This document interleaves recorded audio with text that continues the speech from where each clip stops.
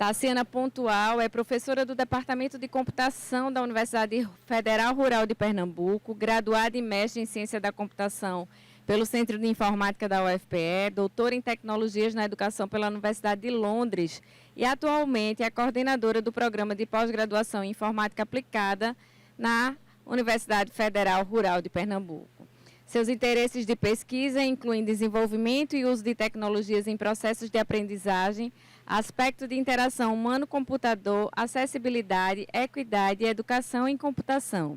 Integra a Comunicação de Educação da Sociedade Brasileira de Computação e o Comitê Gestor da Comissão Especial de Interação Humano-Computador. Com você agora, Taciana.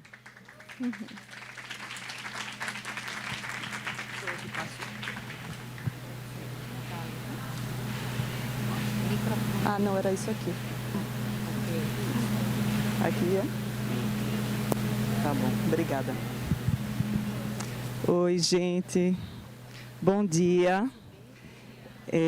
Então, minha palestra vai ser um pouquinho mais curta, tá? Porque, como Silvia explicou, né, a gente atrasou um pouco, mas não tem problema. Eu preparei essa palestra pensando realmente num público feminino. Tá? Então, a gente vai conversar sobre design opressivo, sobre questões de interface de sistemas, né? Mas vocês vão ver que ela está direcionada assim, para questões relacionadas a gênero.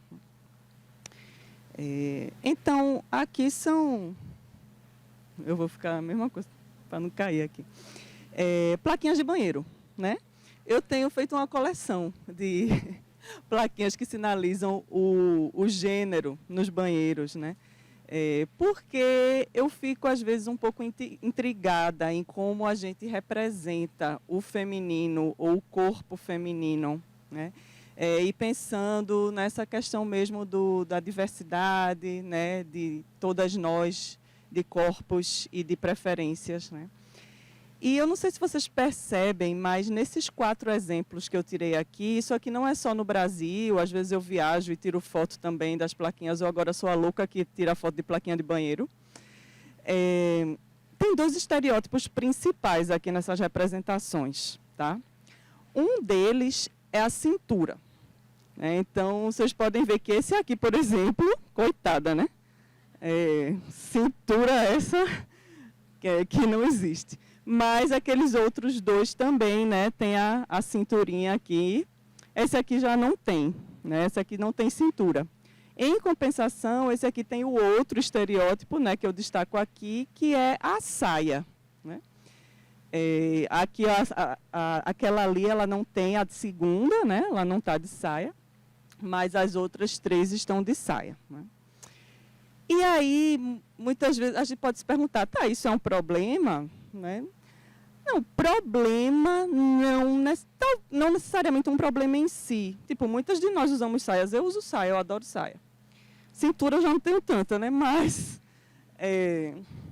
qual é a questão aqui que eu quero destacar, né? Essas plaquinhas, elas estão baseadas em um estereótipo. Tá?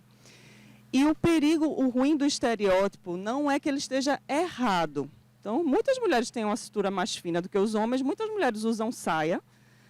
Não está errado, não é falso, mas é uma questão que eu trago aqui a ajuda da escritora nigeriana Chimamanda Adichie, né, que eu amo, leiam os livros dela, são maravilhosos.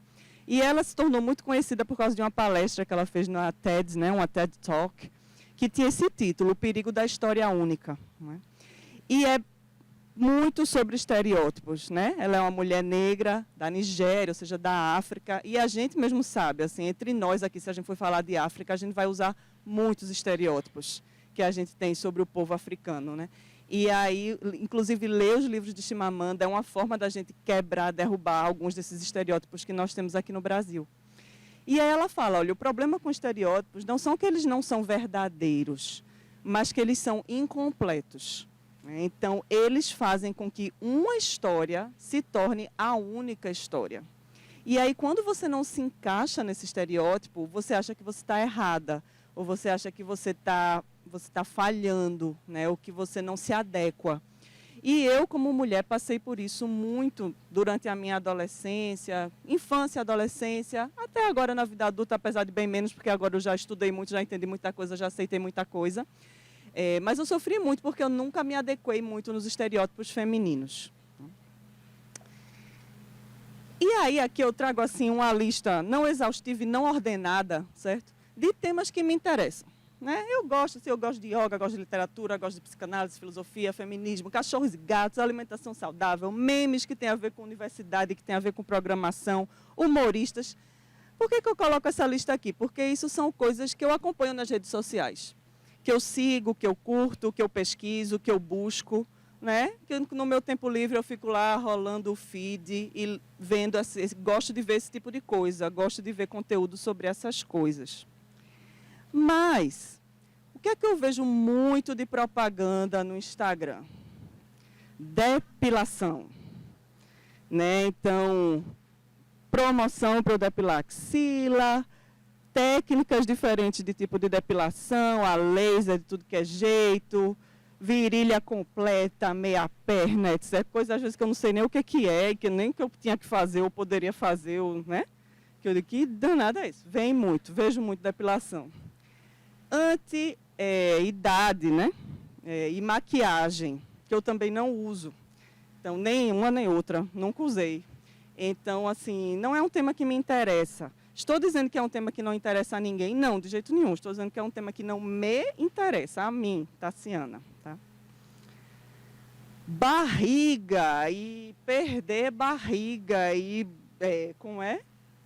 Chapar, né? Chapar, secar, sei lá, barriga.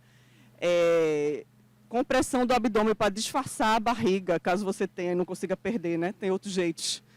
E ali a tal da fita up, que eu conhecia assim no Instagram, não sabia nem que isso existia, né? Que é para levantar os peitos também. Então, assim, vem muita coisa assim para mim. E eu fico pensando, por quê? Porque eu não pesquiso isso.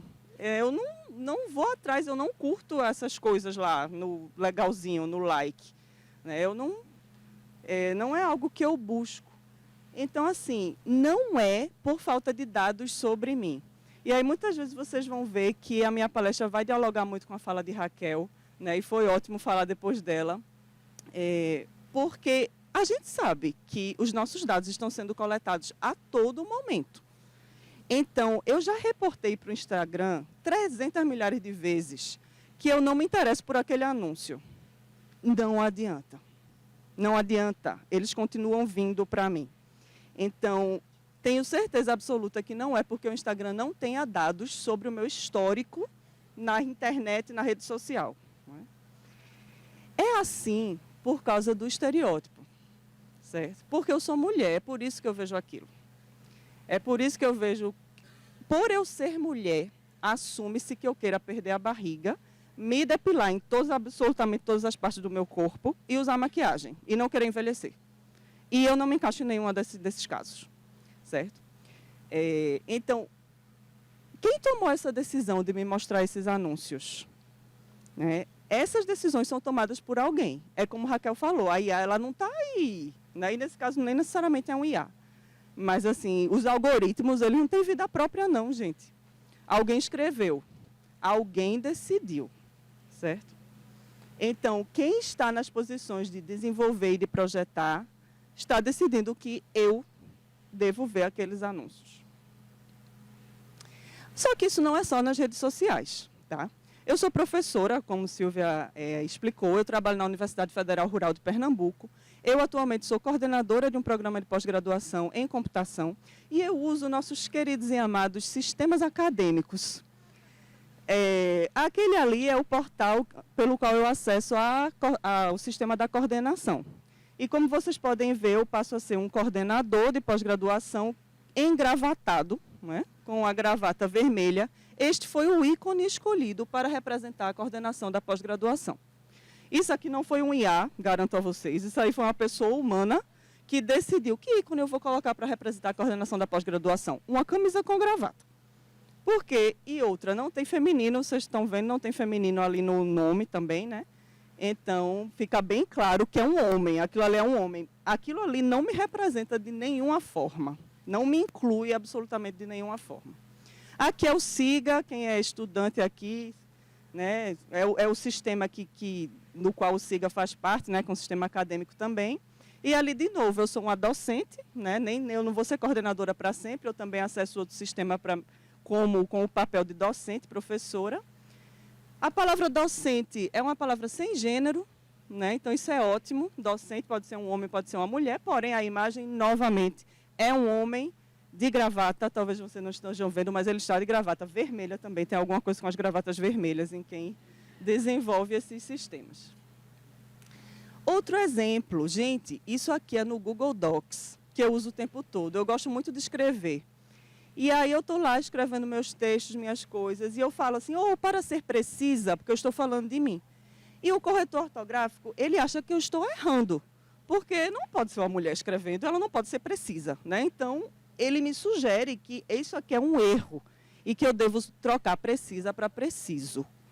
Gente, quem tomou essa decisão? Quem chegou no algoritmo que verifica a correção de gramática e ortografia do Google Docs e decidiu que o feminino é um erro? Um erro? Eu não sou, eu sei, olha, eu sou até boa de escrever, eu sei português. E assim, eu fico muito chateada com esse tipo de sugestão. Tá? Então, as questões que Ana falou ali na primeira palestra, né, quando ela estava falando de como a questão de questionar que ela não poderia ter escrito a própria coluna dela, isso é a mesma coisa, gente, de achar que uma mulher não pode escrever. Isso aqui é ainda mais absurdo. Não é? Quando eu falo sobre isso com as minhas alunas nas aulas, né, elas também compartilham comigo algumas questões pelas quais elas passam, né? E aí teve uma aluna semana passada que falou, professora, eu também passo por algumas questões. Ela é estudante de computação, ela se interessa muito por programação, e ela diz que ela não consegue receber conteúdos de programação, de indicações para ela, nas redes, né, o que ela frequenta. E aí o namorado dela, que não é da área, e aí eles conversando, compartilhando, ela percebeu que ele recebe. Então, assim, de novo, o algoritmo da rede social, por ela ser mulher, não envia para ela conteúdos de programação, apesar dela seguir esses perfis. Né? E aí ela teve que criar um perfil masculino para começar a receber conteúdos que interessam a ela. Preconceito em jogos, que tem muito. Então, muitas vezes vocês vão ver a escolha de personagens. Se você quer escolher um personagem feminino para jogar, a personagem é totalmente sexualizada. Então, assim, uma cintura finíssima, de novo a cintura, né? Um peitão, um decote e tal. Pode ter gente que quer jogar assim? Pode, não tem problema. Mas só assim? Né? Porque geralmente é só assim. Né? E isso, claro, leva a uma sexualização que já existe muito forte no ambiente. E aqui não tem nem a ver necessariamente com a tecnologia, né? Mas que elas também falaram que a qualquer erro de uma mulher em ambiente de jogos online, chegam xingamentos machistas assim terríveis, né, de que, claro, é mulher, claro que ia errar, claro que não ia acertar, claro que não ia conseguir. E aí, esse slide é o que mais dialoga, né, com a fala de Raquel, né? A gente tem falado, como ela já falou aqui brilhantemente, tanto da IA e dos problemas da IA, mas os vieses da IA são os nossos vieses. Então, o que a gente vê acontecer lá, justamente como ela explicou aqui, são as bases de dados, são os valores, são as questões os preconceitos que nós temos e que da mesma forma que nós temos vão passar para a IA. A IA, ela não vai corrigir esses problemas, muito pelo contrário, como vocês viram pelos exemplos que Raquel mostrou. Né? Então, esse exemplo aqui ele é muito clássico, né, de um caso que teve de uma pesquisa em que pegaram currículos de homens e mulheres, tiraram os nomes e o gênero, ninguém sabia de quem eram os currículos, e distribuíram para pessoas, certo? Ou pessoas especialistas que iriam selecionar. E teve lá a seleção. Depois colocaram os nomes de volta, com os gêneros. E aí, os que eram de mulheres foram pontuados com nota menores, quando as pessoas que estavam analisando sabiam que eram currículos de mulheres. Assim, isso é inacreditável, mas aconteceu, e não foi a IA, foram as pessoas, certo? E aí o caso de baixo já é com a IA. Então, a Amazon colocou um IA para fazer uma pré-seleção de currículos de candidatos, e porque a base de dados tinha muito mais currículos masculinos, ou só tinha, não currículos, currículos de pessoas que já trabalhavam na Amazon, eram homens, a IA entendeu que não era para contratar mulher. Então, quando o currículo era de uma mulher, ela já tirava. Não é? Então, vejam, mas no final é uma coisa muito parecida com a outra. De qualquer forma, em nenhum dos dois casos as mulheres serão contratadas. Tá?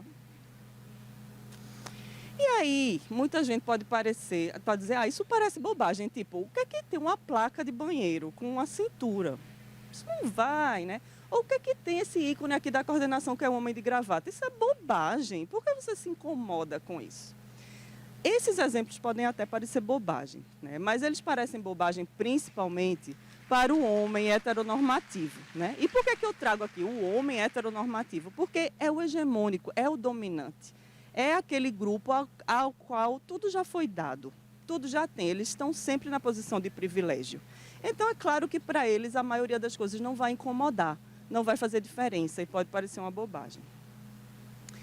Mas tanto não é bobagem que aqui eu trago o Jacob Nielsen, que é o grande precursor da área de interação humano-computador no mundo. Né? Lá nos anos 90, quando estavam surgindo as interfaces gráficas de usuário, Nielsen veio definir, em termos teóricos, os princípios de usabilidade, os princípios de uma boa interface. E ele tem heurísticas de usabilidade, ele tem um conjunto muito vasto de trabalho, mas aqui eu trouxe somente esses 6, né, é um conjunto também definido por ele, do que é que constitui uma boa interface. E aí, claro, a interface tem que ser eficiente, ela tem que ser eficaz, ou seja, ela tem que fazer aquilo a que ela se propõe. É preciso que ela seja fácil de aprender, e não só de aprender, mas de você se lembrar como se usa. Então, também a facilidade de recordação de como usar aquela interface. Segurança aqui tem a ver com a segurança da pessoa que está usando, então eu preciso estar segura de usar aquela interface, sem achar que eu vou fazer bobagem, sem achar que eu vou cometer um erro irreversível e assim por diante. Mas também, Nielsen já dizia naquela época que um dos aspectos da boa interface é a satisfação da pessoa usuária. Então, eu que estou usando, eu preciso estar satisfeita com aquela interface. Se eu não estou, é possível que eu a abandone, se eu tivesse escolha. Então, não é uma bobagem. E hoje em dia, cada vez mais, com a quantidade de aplicativos que a gente tem, esse item de satisfação se torna cada vez mais importante. Né? Se eu não estou satisfeito com aquele aplicativo, eu deixo de usar. Então, até em termos de negócio, isso é algo muito importante a ser considerado. E aí, quem está projetando essa interface? Com quem está projetando? E para quem está projetando? Já foi falado aqui diversas vezes. O grande ponto nisso tudo é a falta de diversidade. Então, quem está projetando, quem está decidindo, ainda são principalmente homens, principalmente brancos, principalmente de uma certa classe econômica, né, de média para alta. Né? E, às vezes, vamos falar assim, que não é nem por mal, né? É por ignorância, é por falta de conhecimento, é porque só eles estão lá, tomando a decisão da cabeça deles do que eles conhecem. E aí eu volto com Chimamanda, porque ela coloca, né, que a história é sempre contada do ponto de vista do opressor. E aqui a história ela fala de uma forma geral. Né? Mas quando a gente pensa no design de interface, a gente tem essa mesma lógica. Então, as decisões são tomadas do ponto de vista de quem domina, da classe dominante. Então, as minorias, elas nunca vão ser pensadas ali se elas não estiverem presentes nesses espaços de poder. Né? Então, no final das contas, design de interface se relaciona com tudo que a gente já ouviu hoje até agora e que a gente vai continuar ouvindo. E aí a gente vê coisas como não só o machismo, que eu já dei vários exemplos aqui, mas também o colonialismo e o eurocentrismo. Quantas vezes vocês já não usaram interface que não dialoga com a cultura da gente? Né? Que é uma coisa que às vezes a gente nem entende de onde veio aquilo. Porque uma cultura da Europa, dos Estados Unidos, que em termos globais são os dominantes, são o poder, quem detém o poder são eles. Né? E até quando a gente conta a nossa história e diz que nosso país foi descoberto, isso já é um colonialismo. Não foi descoberto, ele foi invadido. Tá? Mas quem sempre contou a história? A Europa. Então, nos nossos livros didáticos, eu não sei como está agora, porque eu não tenho filhos, eu não acompanho, mas na minha época de criança, eu estudei que o Brasil foi descoberto, e era assim que eu tinha que falar. Mas se os indígenas tivessem contado a história, certamente eles não iam dizer que eles foram descobertos e sim invadidos. Né? Então, esse colonialismo, ele ainda persiste também no design de sistemas. E o paternalismo, o que é o paternalismo? É a gente também chegar, e aí isso inclui todas nós também, em grupos minoritários e achar que nós, como detentoras do conhecimento, temos as respostas para tudo, temos todas as soluções. Quando não, quando, de novo, a gente precisa da diversidade, a gente precisa ouvir todos os grupos. E aí, como eu já falei antes, o design de interface, ele reflete os vieses e valores de quem projeta e ou de quem decide. E por que eu coloquei aqui e ou de quem decide? Porque, às vezes, o designer está lá, mas a decisão não é dele. Às vezes, ele vai até propor uma nova interface, uma interface diferente. Mas quem decide, então o chefe ou sei lá quem for, vai dizer, não, isso aí eu não quero. Isso aí você vai tirar e você vai fazer diferente. Então, nem sempre, infelizmente, a gente tem o poder de conseguir mudar. Né? Mas, no final, eu vou deixar mais uma mensagem sobre isso. E aí isso pode levar também, essa questão de quem decide o que precisa aparecer na interface, leva muitas vezes ao que a gente chama de padrões manipulativos. Vou voltar aqui para a axila, certo? Para a depilação. Isso daqui é um padrão manipulativo que se chama nagging. Nagging, em inglês, é tipo, a melhor tradução que eu acho para nagging é encher o saco. Certo? Que é tipo assim, você ficar, sabe, peticando, de novo. Isso é nagging. Então, o fato de eu receber tantas vezes o mesmo tipo de anúncio é um padrão manipulativo chamado nagging, que se refere a você, uma coisa que persiste no sistema, embora você feche, diga que não quer, porque eu vou lá para o Instagram e digo não me interessa, porque não lhe interessa, blá, blá, blá, digo, informo, e mesmo assim volta.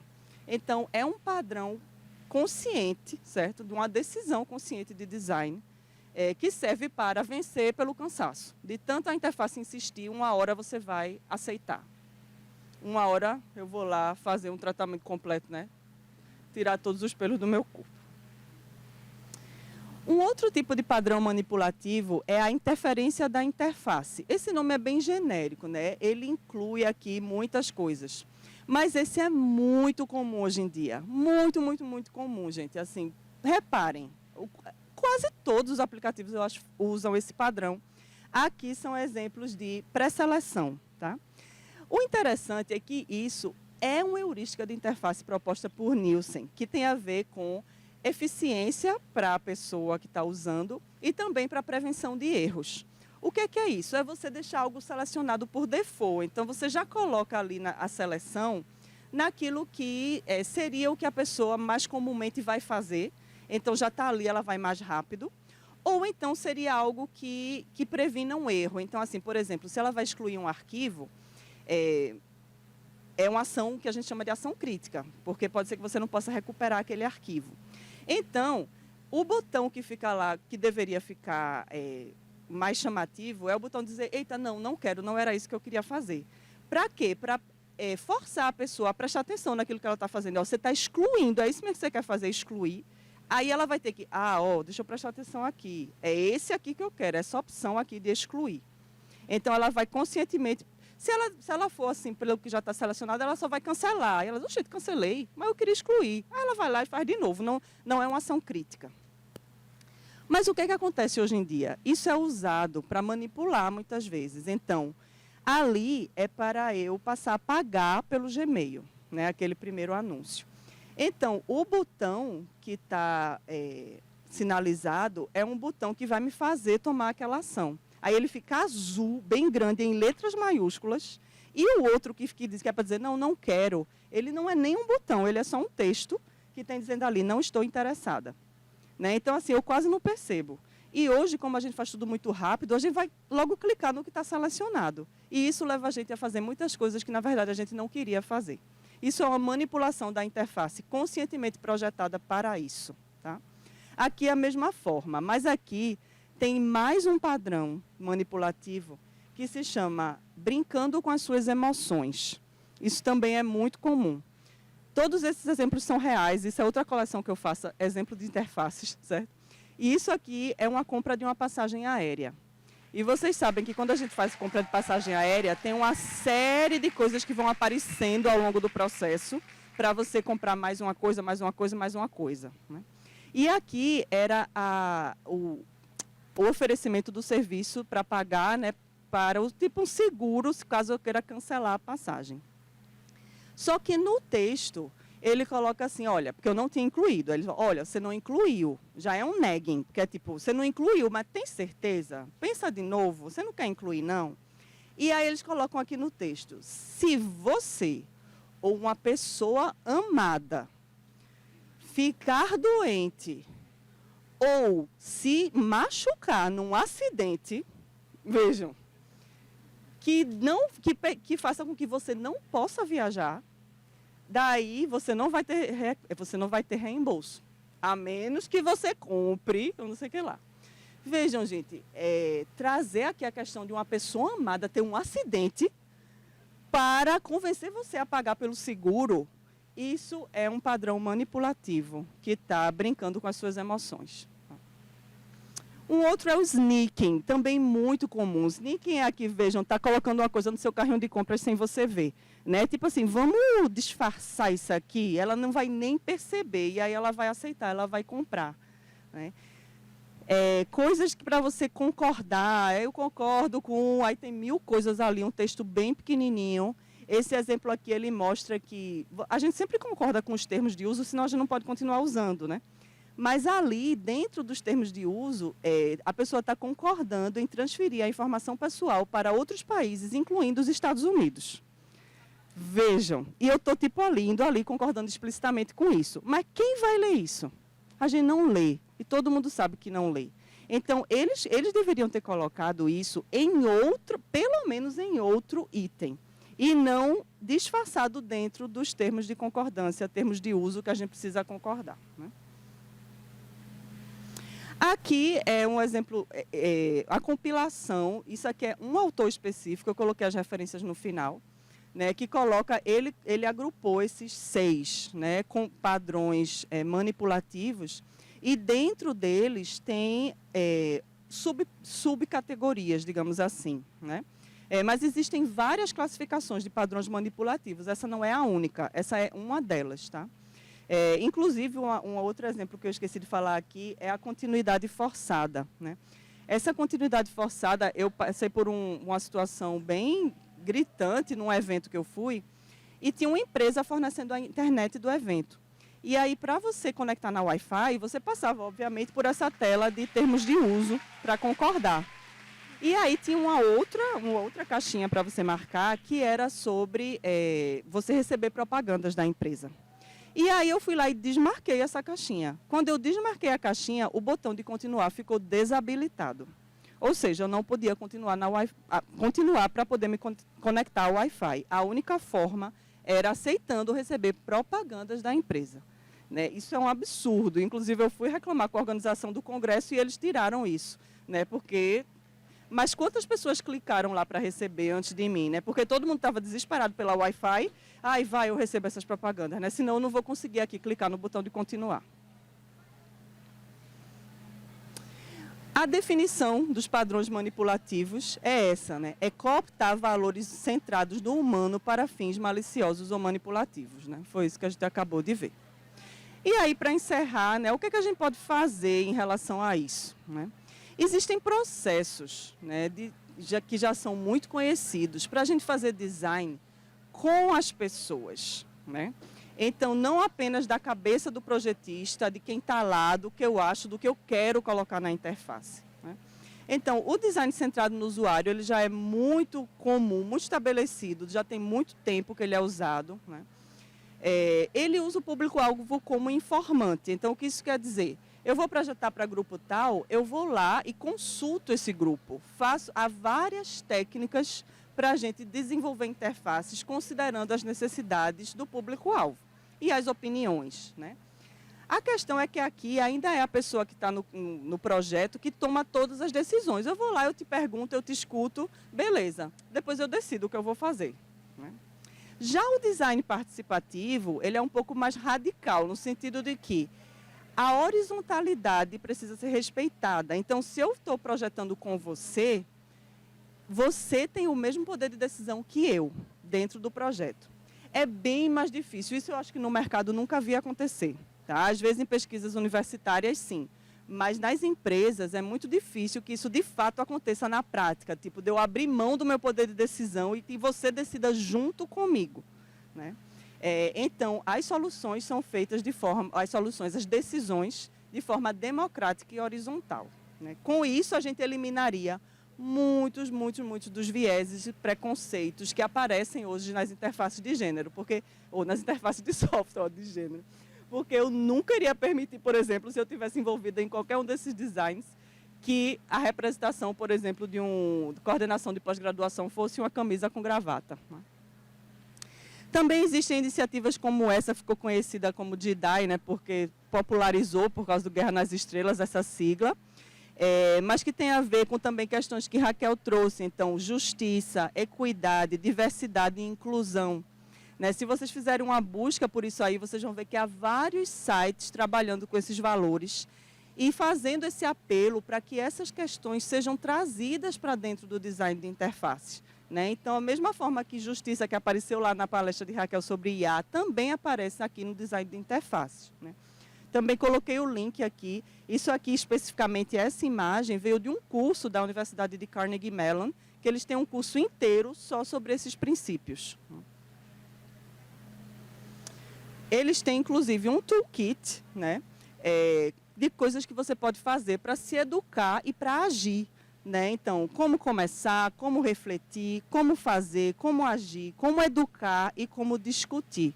E aí tem uma série, muitos recursos super interessantes. Né? Isso aqui é um exemplo de microagressões que está ali no agir, né? Que muitas vezes a gente faz isso sem perceber, né? E que a gente precisa se policiar, não é fácil. Então, esse é um vídeo, também deixei o link aqui, de uma menina, né, negra, falando em coisas que ela ouviu, né, e que para ela são microagressões. Então, por exemplo, você é bonita para uma menina negra, né? Tipo, como se a pessoa negra não pudesse ser bonita. Né? Ou aqui, você age como branca, como um elogio, assim, nossa, mas você age como branca. Né? Então, coisas que ela ouve e que, para quem está falando, como a gente viu ali na palestra, né, Diana também, parece uma coisa super normal, até para ela parecia normal. Né? Mas aqui é uma microagressão, né, que ocorre muito. E isso ocorre, para mim, placas de banheiro pode ser uma microagressão, ícones da coordenação é uma microagressão, tá? E ninguém pode dizer que não é, porque é o que eu sinto. Tá?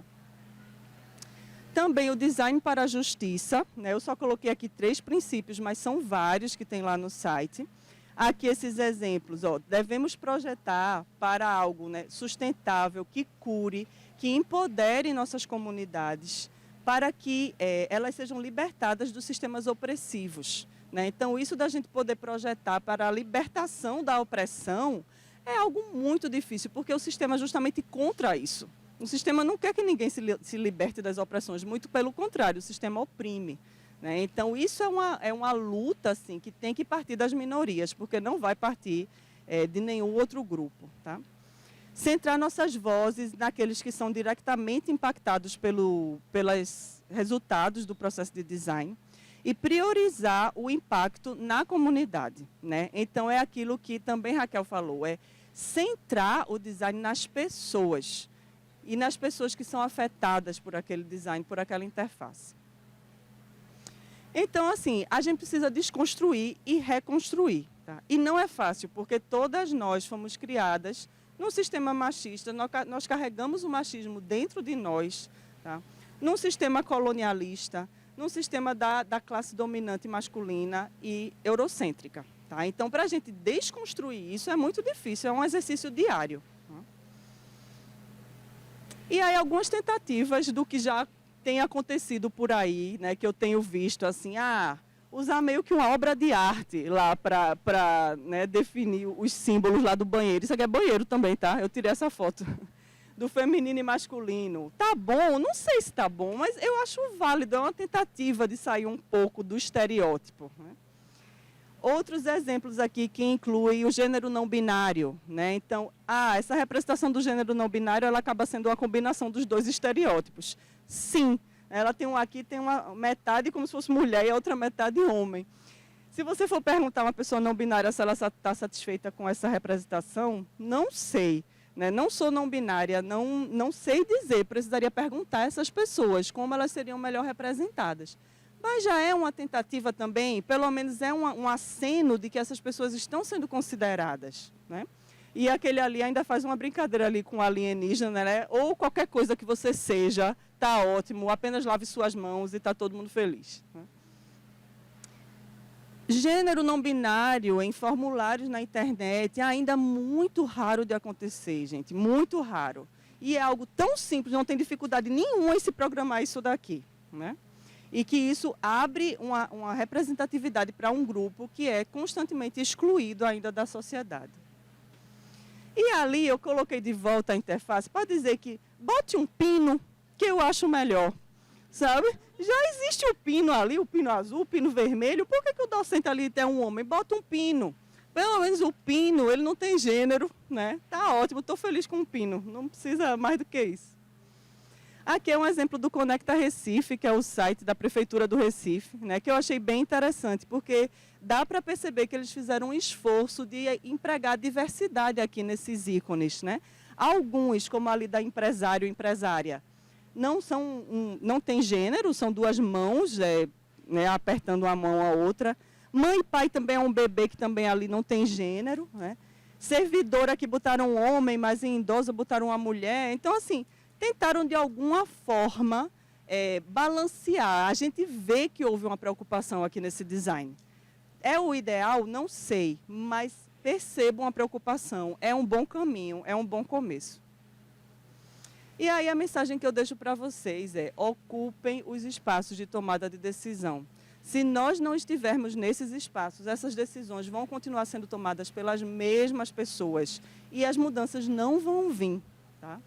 Então, falem, critiquem, opinem, estudem para falar de uma forma embasada, mas não deixem de falar por achar que vocês vão ser as chatas. A gente tem que ser as chatas mesmo, não tem outro jeito, tá?